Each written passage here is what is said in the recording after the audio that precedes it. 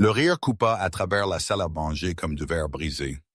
Judith Ashford inclina son verre de vin vers l'homme dans la chemise en flanelle usée, son sourire égouttant de pitié. Toujours à conduire ce vieux pick-up.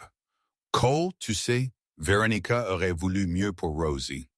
Autour de la table, des robes de soie et des montres de designer brillaient sous le lustre. Cole Brennan resta assis en silence, ses mains calleuses reposant sur les petits doigts de sa fille sous la nappe.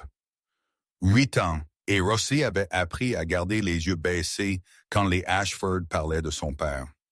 Personne ne remarqua la façon dont la mâchoire de Cole se serrait. Personne ne vit l'acier tranquille derrière ses yeux fatigués. Mais quand Preston Calloway, le riche fiancé de Brooke, mentionna négligemment un jet privé qu'il avait repéré à l'aéroport la semaine dernière, un nom sur sa queue allait bouleverser toute cette pièce. Et soudain, chaque mot cruel qu'ils avaient jamais prononcé allait leur coûter plus qu'ils ne pouvaient imaginer.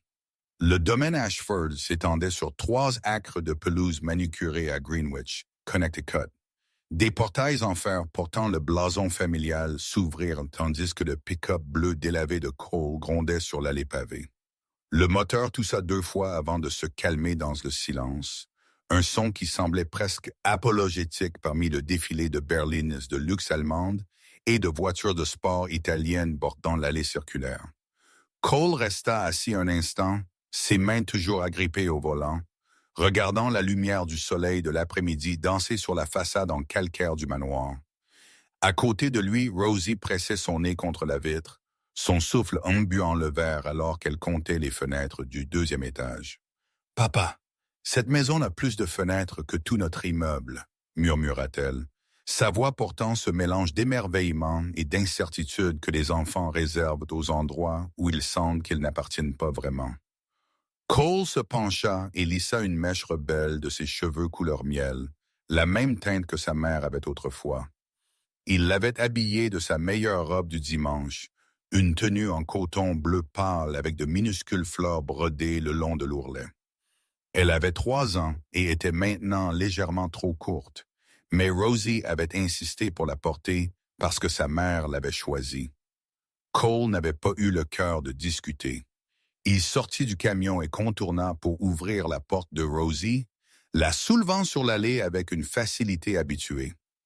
Le gravier craqua sous ses bottes de travail, des bottes qu'il avait polies ce matin-là jusqu'à ce qu'elles passent presque pour présentables.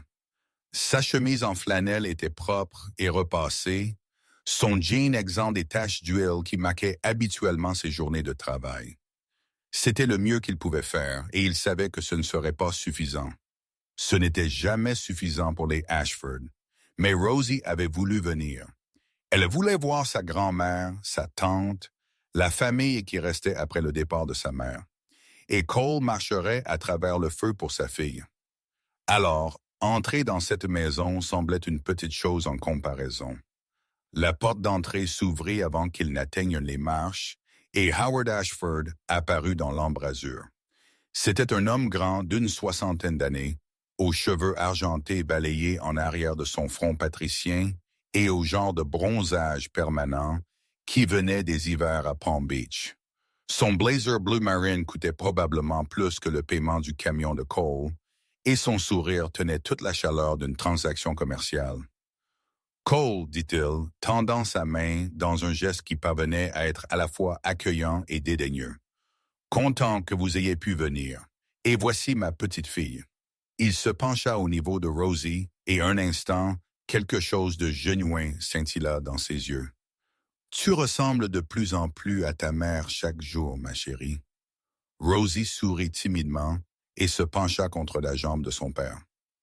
Cole posa une main protectrice sur son épaule, sentant les os délicats sous sa paume cailleuse. « Merci de nous avoir invités, Howard. » Rosie avait hâte de voir tout le monde. Les mots semblaient lourds dans sa bouche, des phrases diplomatiques qu'il avait répétées pendant le trajet. La vérité était plus compliquée. La vérité l'était toujours quand il s'agissait des Ashford et de leur monde soigneusement construit d'apparence et d'attente. Ils entrèrent dans le foyer et la maison les engloutit dans sa grandeur. Un lustre en cristal de la taille de la table de cuisine de Cole pendait du plafond voûté, projetant une lumière prismatique sur des sols en marbre poli jusqu'à un éclat de miroir. Des fleurs fraîches et des arrangements qui coûtaient probablement une semaine de son budget d'épicerie ornaient des tables antiques. L'air sentait le polish pour meubles et l'argent ancien, cette odeur particulière de richesse générationnelle à laquelle Cole ne s'était jamais vraiment habitué pendant ses années avec Veronica. Il l'avait aimée malgré ce monde, pas à cause de lui. Et qu'elle l'avait aimé de la même manière, choisissant une vie beaucoup plus simple que celle dans laquelle elle avait été élevée.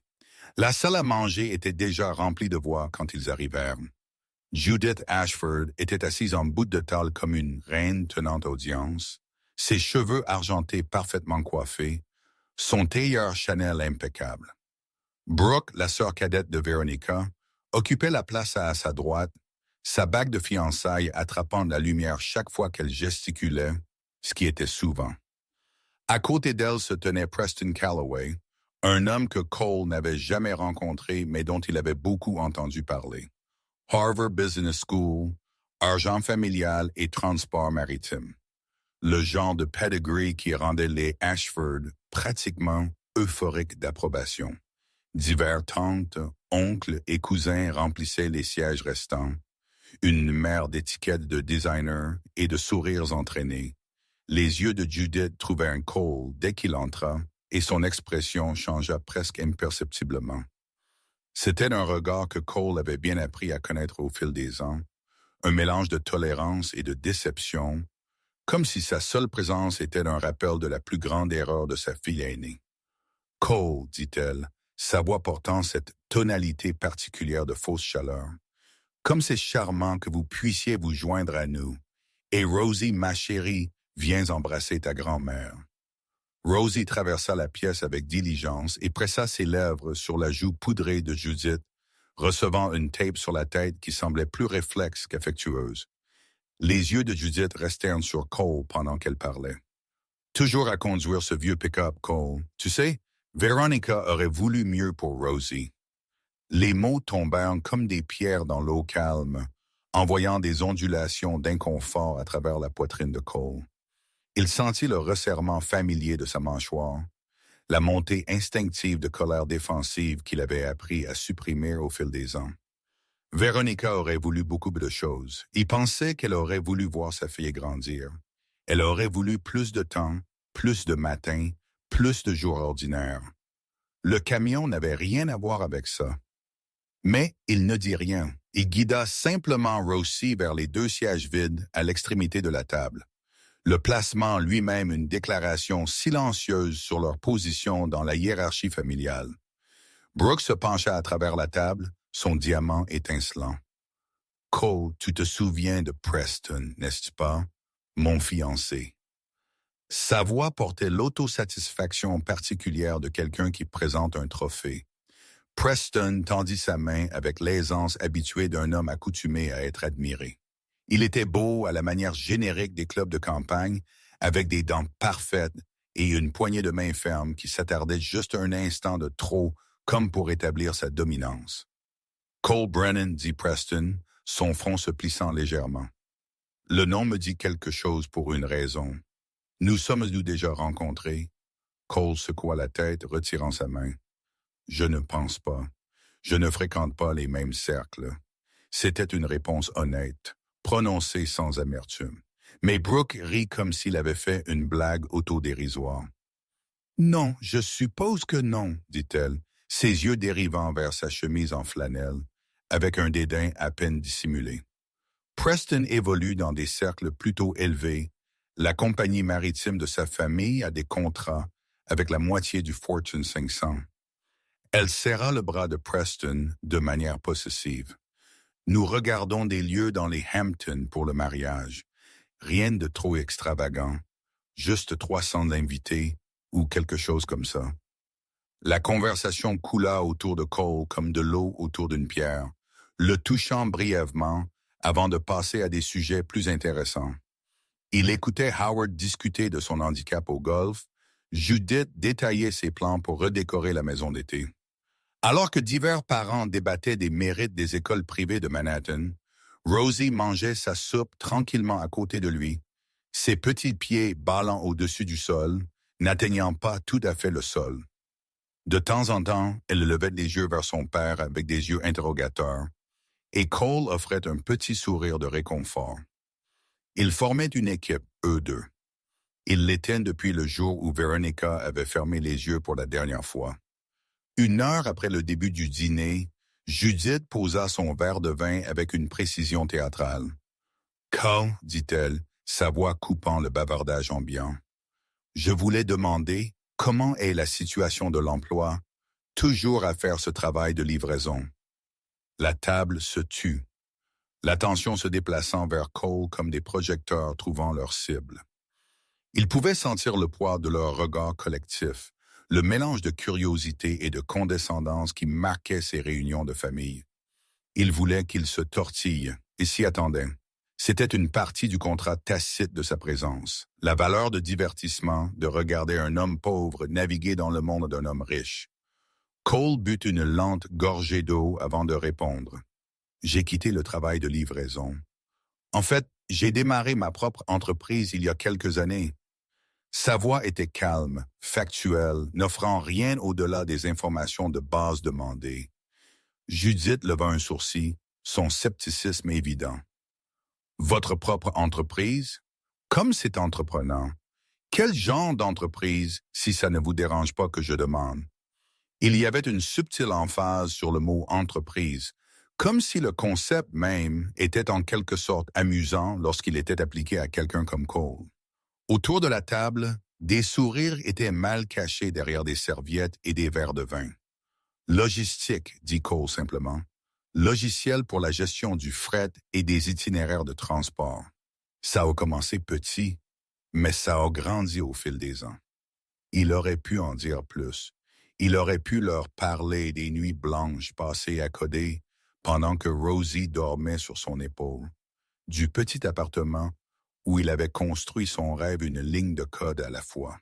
Il aurait pu décrire le moment où son premier grand client avait signé, le jour où il réalisa qu'il pourrait réellement offrir à sa fille un avenir qui en vaille la peine. Mais ces gens ne méritaient pas que ces histoires. Ces souvenirs n'appartenaient qu'à lui et Rosie. Brooke échangea un regard avec Preston, ses lèvres se courbant d'amusement. Logiciel de logistique. Ça a l'air très technique. Je ne savais pas que tu étais du genre informaticien, Cole. Son ton indiquait clairement qu'elle ne pensait rien de tel. Que dans son esprit, un homme qui conduisait un pick-up et portait des chemises en flanelle ne pouvait pas comprendre quelque chose d'aussi sophistiqué que la technologie. Cole haussa simplement les épaules. J'ai appris ce que j'avais besoin d'apprendre. On fait ce qu'il faut faire quand on a une fille qui dépend de nous. La conversation aurait pu s'arrêter là, aurait pu se dissoudre de nouveau en discussion sur les country clubs et les maisons de vacances si Preston n'avait pas choisi ce moment pour essayer d'impressionner ses futurs beaux-parents. Il se pencha en arrière sur sa chaise, faisant tournoyer son vin avec une nonchalance habituelle. En parlant de logistique, vous ne croiriez pas l'étude de cas fascinante que nous avons examinée dans notre cabinet le mois dernier. Une entreprise appelée Brennan Freight Solutions, démarrée par un type dans son appartement, opérant maintenant dans 12 pays avec sa propre flotte d'avions. Le fondateur a refusé une offre d'acquisition de 2 milliards de dollars l'année dernière parce qu'il voulait garder le contrôle. Mes associés seniors bavaient pratiquement devant les métriques de croissance. Le nom flottait dans l'air comme une présence physique. Cole sentit la petite main de Rosie se resserrer autour de la sienne sous la table, et il lui serra doucement les doigts. Autour d'eux, les Ashford continuèrent leur conversation, inconscients de la connexion sur laquelle Preston venait de tomber. Mais Preston lui-même s'était immobilisé, son verre de vin figé à mi-chemin de ses lèvres. Ses yeux se plissèrent alors qu'il regardait Cole, le regarda vraiment pour la première fois de la soirée. « Brennan », dit-il lentement, comme s'il testait le mot. « Cole Brennan, Brennan Freight Solutions ». Sa voix tomba à peine au-dessus d'un murmure. « Attendez, c'est vous? Vous êtes le Cole Brennan? » Le silence s'abattit sur la table comme une vague. Le verre de vin de Judith s'arrêta à mi-chemin de sa bouche. Le sourire perpétuel de Brooke vacilla, l'incertitude s'insinuant dans son expression soigneusement entretenue. Howard se pencha en avant, ses instincts commerciaux soudainement engagés d'une manière qu'ils ne l'avaient pas été de toute la soirée. Même les cousins éloignés et les parents périphériques se turent, sentant que quelque chose d'important avait changé dans la dynamique de la pièce. Tous les regards se tournèrent vers Cole, qui restait inchangé au bout de la table, sa main toujours enroulée autour de celle de sa fille, son expression ne révélant rien. Preston sortit son téléphone, ses doigts volant sur l'écran. « J'ai vu leur jet à Teterboro la semaine dernière. Un Gulfstream J650, numéro de queue se terminant par BFS, Brennan Freight Solutions. La compagnie a été présentée dans Forbes le mois dernier. » Il leva les yeux de son téléphone, l'incrédulité luttant avec la reconnaissance dans ses yeux. « Votre valeur? Les estimations placent votre valeur nette à près de 4 milliards de dollars. Vous êtes l'un des entrepreneurs technologiques les plus performants en logistique et vous êtes assis ici en chemise de flanelle à nous écouter parler de club de campagne. » Cole prit une lente inspiration, sentant le poids du moment s'installer autour de lui. Il avait su que ce jour pourrait arriver un jour, avait su que son anonymat soigneusement maintenu ne pouvait pas durer éternellement. Mais il avait espéré plus de temps, plus de dîners ordinaires avec sa fille, où elle était simplement Rosie, pas l'héritière d'une fortune qui changerait la façon dont tout le monde la regarderait. Il baissa les yeux vers sa fille, vit la confusion dans ses yeux, les questions commençant à se former. Elle savait qu'il ne luttait plus, avait remarqué les améliorations progressives de leurs circonstances au fil des ans, mais elle ne connaissait pas toute l'étendue du succès de son père, parce que Cole avait voulu la protéger précisément de ce genre de moment. « Papa !» La voix de Rosie était petite, incertaine. « Est-ce que ce que cet homme a dit est vrai? » Cole s'agenouilla à côté de sa chaise, se mettant à son niveau, coupant le reste de la pièce et ses occupants. À cet instant, il n'y avait que sa fille et la vérité qu'il lui avait cachée pour son propre bien. « Oui, ma chérie, c'est vrai. La compagnie de papa a très bien marché au fil des ans, mais je veux que tu comprennes quelque chose. » Il prit ses mains dans les siennes, ses paumes rugueuses enveloppant ses petits doigts. « Ça ne change pas qui nous sommes. Nous sommes toujours les mêmes personnes que lorsque nous sommes entrés ici. L'argent ne nous rend pas meilleurs que quiconque, et ça ne nous rend certainement pas différents. » Rosie hocha lentement la tête, traitant cette nouvelle information avec l'adaptabilité remarquable des enfants. « C'est pour ça que tu me dis toujours que ce que nous avons n'a pas d'importance, seulement qui nous sommes. » Cole sourit, son cœur gonflé de fierté devant la compréhension de sa fille. « Exactement, ma chérie. J'ai toujours cru cela. Et je voulais que tu apprennes cette leçon avant d'apprendre quoi que ce soit sur l'argent, parce que les gens qui nous aiment n'ont pas besoin de savoir ce que nous avons. Ils ont juste besoin de savoir qui nous sommes. » La voix de Judith coupa le moment, tranchante d'indignation et de quelque chose qui aurait pu être de la honte. « Cole, pourquoi n'avez-vous jamais rien dit? Toutes ces années, nous pensions. » Elle s'interrompit, incapable ou peu disposée à terminer la phrase. « Nous pensions que vous étiez en dessous de nous. Nous pensions que Véronica avait gâché sa vie. Nous pensions que votre fille était élevée dans la pauvreté par un homme qui n'était pas assez bon pour porter notre nom de famille. » Les mots tacites planaient dans l'air plus fort que tout ce qu'elle aurait pu dire à voix haute. Cole se leva, sa main tenant toujours celle de Rosie. Il regarda Judith, Howard, Brooke, avec sa bague de fiançailles clinquante, et Preston, avec son téléphone affichant toujours l'article de Forbes. Il regarda le lustre en cristal et les meubles anciens, tous les attributs de la richesse que ces gens portaient comme une armure contre le monde extérieur. Et il ne ressentit rien d'autre qu'une profonde tristesse pour ce qu'ils avaient manqué, pour les années qu'ils avaient perdues à le mépriser alors qu'ils auraient pu apprendre à connaître leur petite fille. Parce que ça n'avait pas d'importance, dit Cole doucement. Rien de tout ça n'avait d'importance. Ni l'argent, ni le succès, ni les jets, ni les contrats, ni rien de tout ça. Ce qui importait, c'est que Veronica m'aimait et je l'aimais. Et ensemble, nous avons créé cette incroyable petite fille. Ce qui importait, c'était d'être là pour Rosie quand sa mère est partie, de s'assurer qu'elle savait qu'elle était aimée, de lui enseigner les valeurs qui façonneront qui elle deviendra.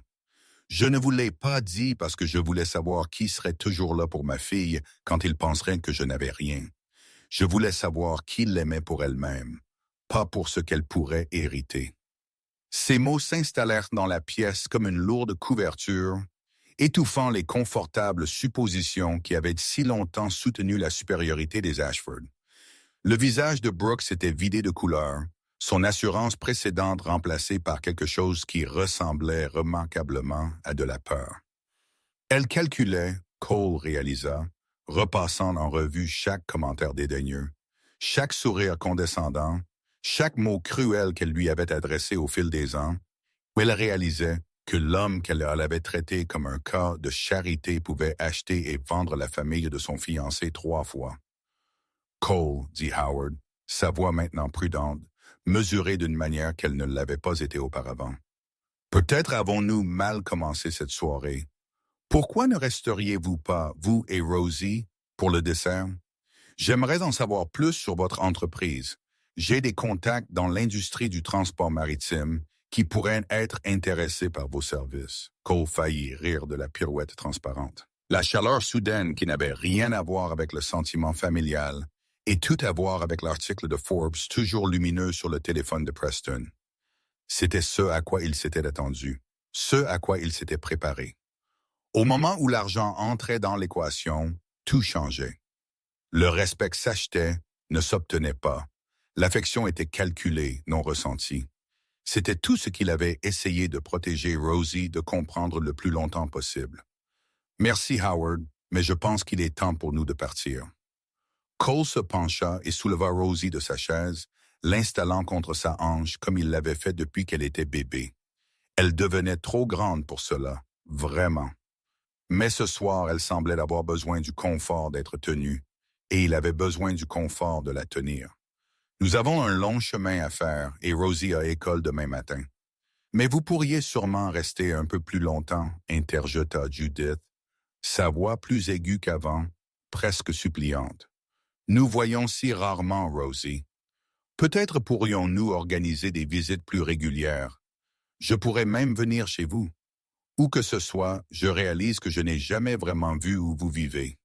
Cole s'arrêta à l'entrée de la salle à manger, se retournant pour faire face à la femme qui avait passé des années à le faire se sentir inadéquat, qui avait remis en question sa capacité à élever sa propre fille, qui n'avait offert que critique et condescendance quand il avait besoin de soutien et de compréhension.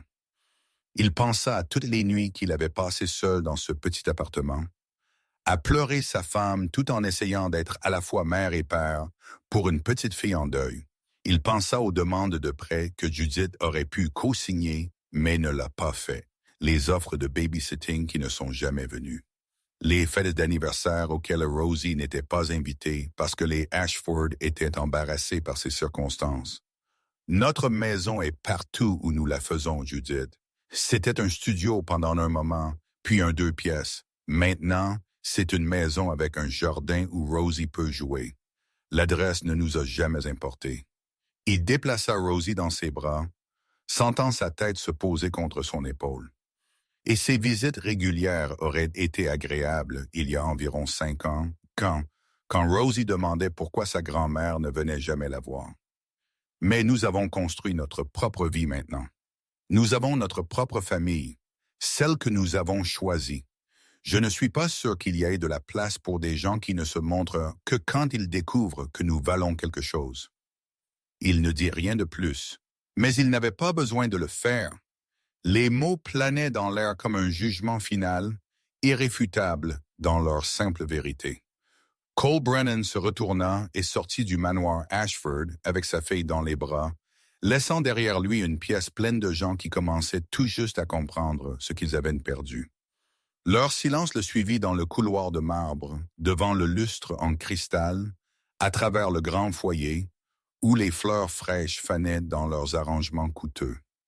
L'air du soir était frais sur le visage de Cole lorsqu'il sortit, portant le parfum de l'herbe fraîchement coupée et de l'argent. Son pick-up était là où il l'avait laissé, paraissant encore plus déplacé parmi les véhicules de luxe. Maintenant que tout le monde à l'intérieur savait ce que valait son chauffeur, il pouvait acheter une flotte de ses Mercedes et BMW sans remarquer la dépense. Il pouvait acheter tout ce domaine et avoir encore assez pour en acheter un autre. Mais rien de tout cela n'avait jamais été le but. Cole attacha Rosie dans son siège réhausseur, prenant un moment pour lui lisser les cheveux et lui embrasser le front. Ses yeux étaient lourds de fatigue et du poids de trop d'informations pour une soirée. « Papa, » murmura-t-elle alors qu'il ajustait sa ceinture de sécurité, « es-tu triste qu'ils aient été méchants avec nous? » Il considéra la question sérieusement, comme il le faisait toujours avec les questions de Rosie. « Je pense que je suis un peu triste, » admit-il, « mais pas à cause des choses méchantes qu'ils ont dites. Je suis triste parce que ta mère aimait ces gens et elle aurait voulu qu'ils fassent une partie de ta vie. Je suis triste qu'ils n'aient pas pu voir ce qui était vraiment important. » « Qu'est-ce qui est vraiment important? » demanda Rosie, sa voix devenant somnolente.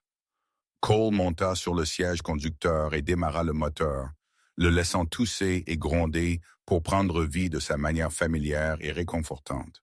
« L'amour, dit-il simplement. La famille. Les gens qui sont là pour toi quand les choses sont difficiles, pas seulement quand les choses vont bien. Les gens qui voient qui tu es vraiment, pas ce que tu as ou ce que tu peux leur donner. » Il sortit de l'allée, regardant le manoir Ashford rapetisser dans son rétroviseur.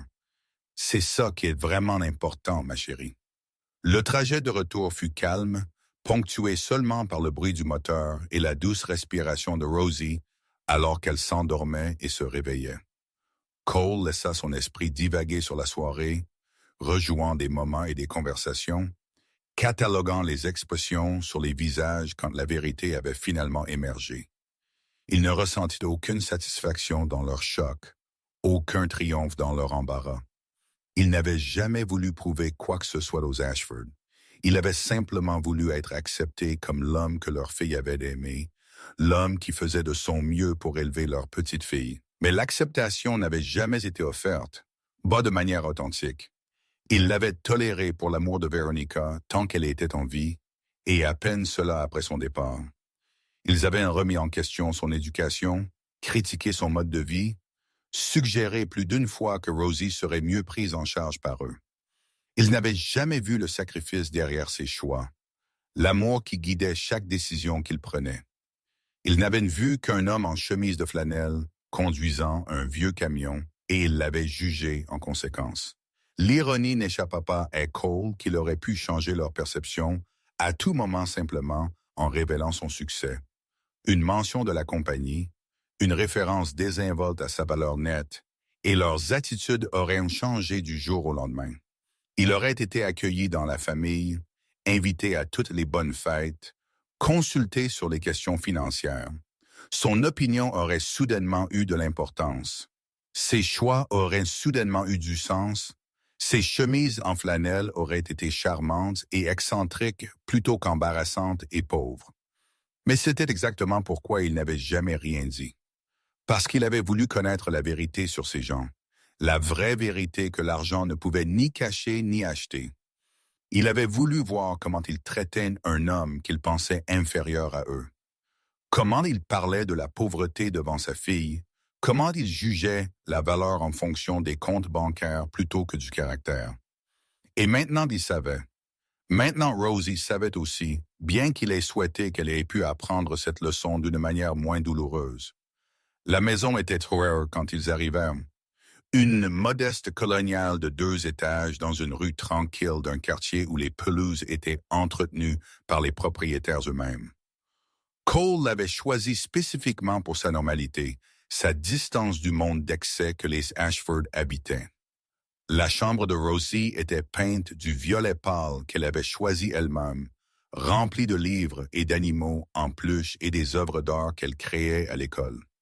La cuisine était l'endroit où Cole lui préparait son petit déjeuner chaque matin, où ils s'asseyaient ensemble pour faire leurs devoirs le soir, où la porte du réfrigérateur était couverte de bulletins scolaires et de photographies et des preuves d'une vie bien vécue. Il porta Rosie à l'intérieur, faisant attention de ne pas la réveiller alors qu'il naviguait dans l'obscurité familière. Sa chambre les accueillit avec la douce lueur d'une veilleuse, celle en forme de croissant de lune qu'elle avait choisie quand elle avait 4 ans. Cole la posa doucement sur son lit, lui enlevant ses chaussures et remontant les couvertures jusqu'à son menton. Elle remua brièvement, ses yeux papillonnants. « Papa !» Sa voix était lourde de sommeil. « Je suis contente que tu sois mon papa. » La gorge de Cole se serra d'émotion. Il se pencha et pressa un baiser sur son front, respirant le doux parfum de son shampoing.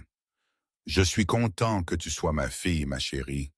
La plus grande chose que j'ai jamais été à propos de quoi que ce soit. » Il lui caressa les cheveux jusqu'à ce que sa respiration s'approfondisse, jusqu'à ce qu'elle s'endorme complètement, jusqu'à ce qu'il soit certain que toute confusion ou blessure que la soirée avait causée était temporairement apaisée.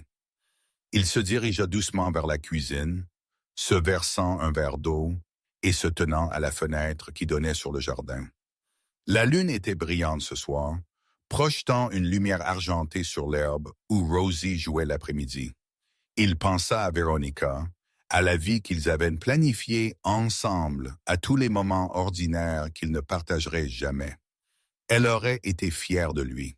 Il le savait, non pas à cause de l'argent ou du succès, mais à cause de l'homme qu'il était devenu, du père qu'il avait choisi d'être. Veronica avait toujours vu au-delà des apparences.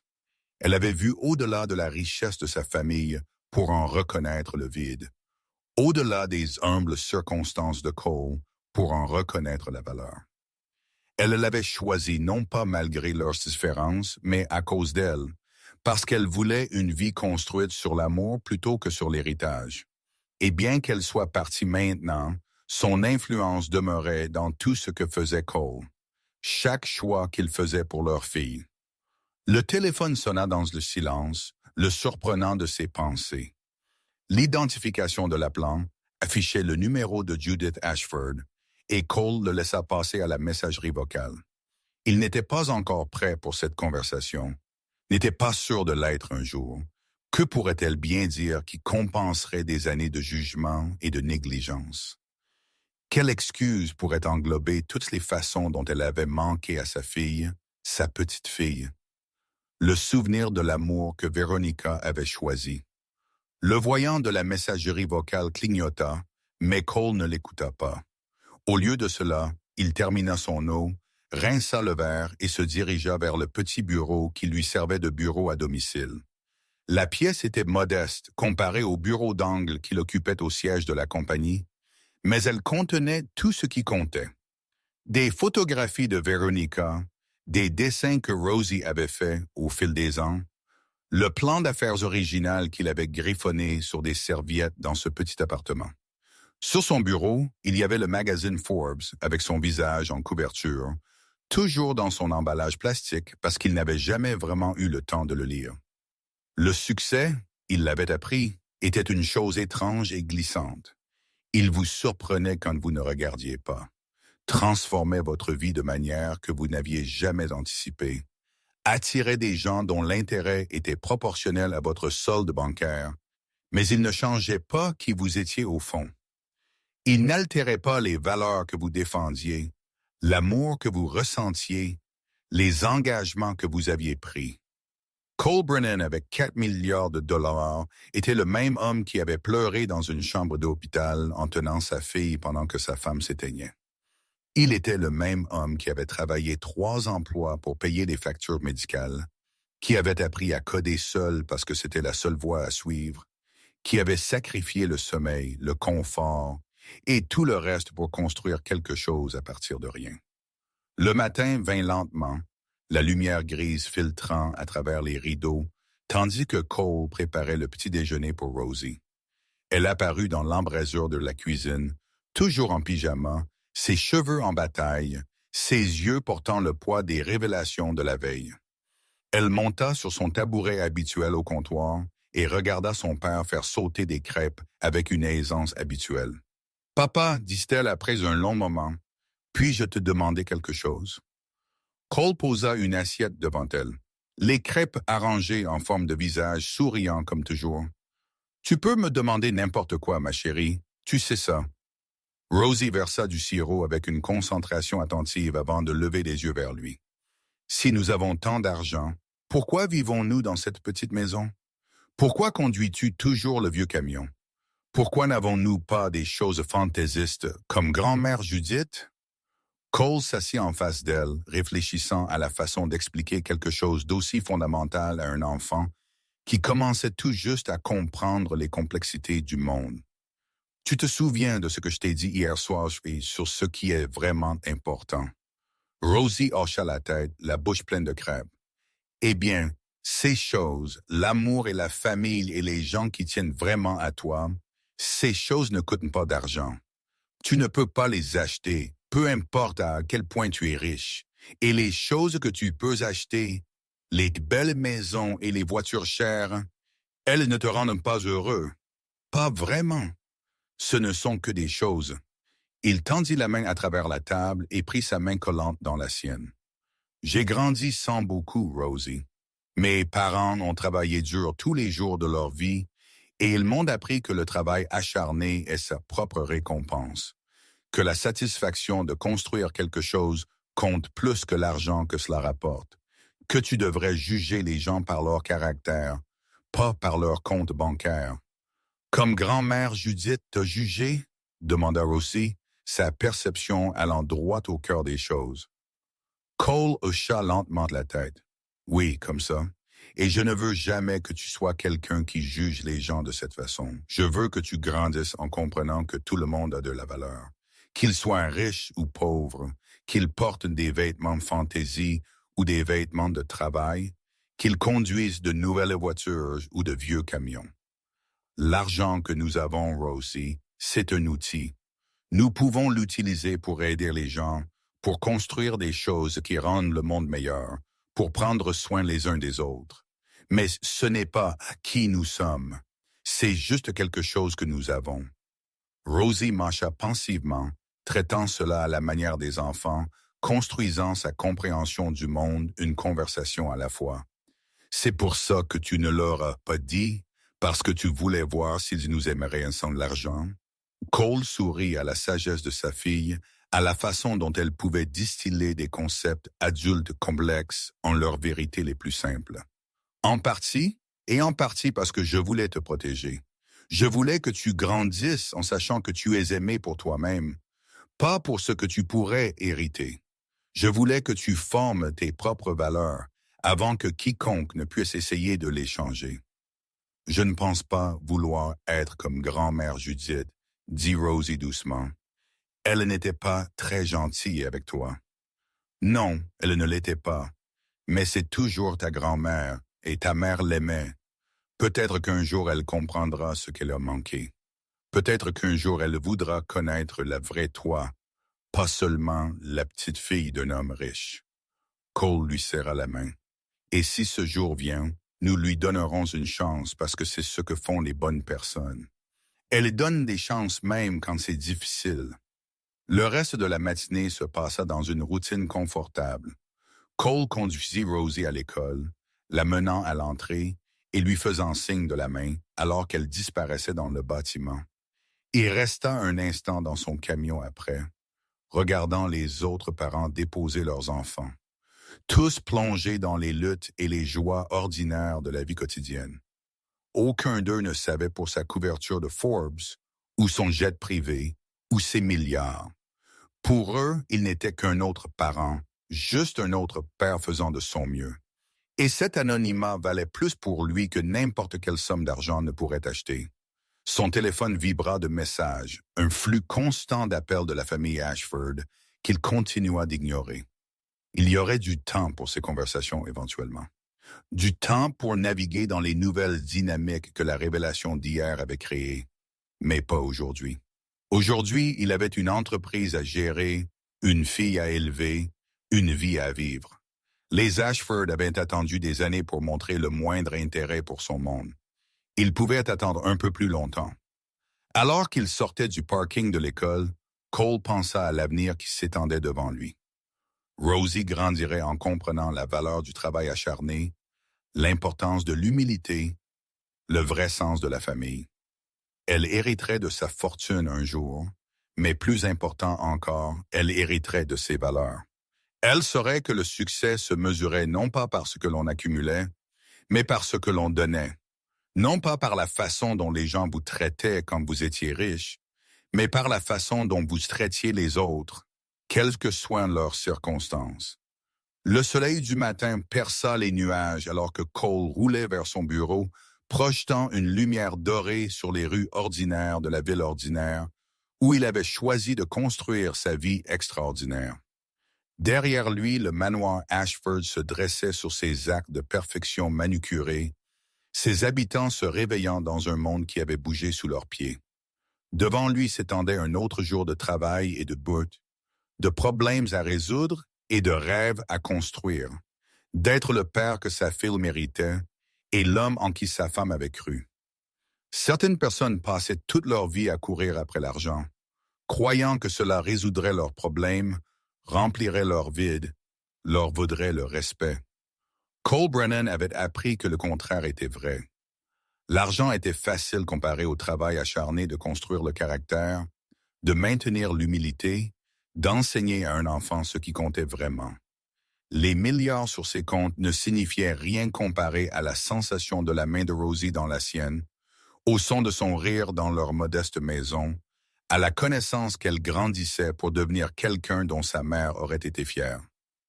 La chemise en flanelle qu'il portait aujourd'hui était la même que celle qu'il avait portée chez les Ashford, lavée et repassée et prête pour un autre jour. Le pick-up toussa et gronda sous lui. Et quelque part dans un manoir de Greenwich, une famille commençait enfin à comprendre que l'homme qu'ils avaient écarté pendant des années valait plus qu'eux tous réunis. Non pas à cause de son argent, mais à cause de tout ce qu'il avait construit, pendant qu'il ne faisait pas attention. Cole Brennan sourit alors qu'il roulait vers le soleil levant, en paix avec l'homme qu'il était devenu et le père qu'il avait choisi d'être. Certaines leçons devaient être apprises à la dure. Certaines vérités devaient être révélées en leur temps. Mais au final, le seul verdict qui comptait était celui qui venait des gens qui vous aimaient sans condition, qui vous voyaient clairement à travers tout le bruit de la richesse, du statut et des circonstances. Pour Cole, ce verdict avait déjà été prononcé, murmuré d'une voix d'enfant endormi la nuit précédente. « Je suis contente que tu sois mon papa. » Et cela valait plus que n'importe quel jet privé ne pourrait jamais.